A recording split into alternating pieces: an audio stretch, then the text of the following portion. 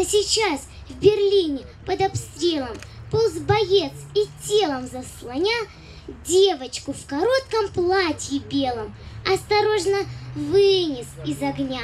Скольким детям возвратили детство, подарили радость и весну. Рядовые армии советской, люди, победившие в войну.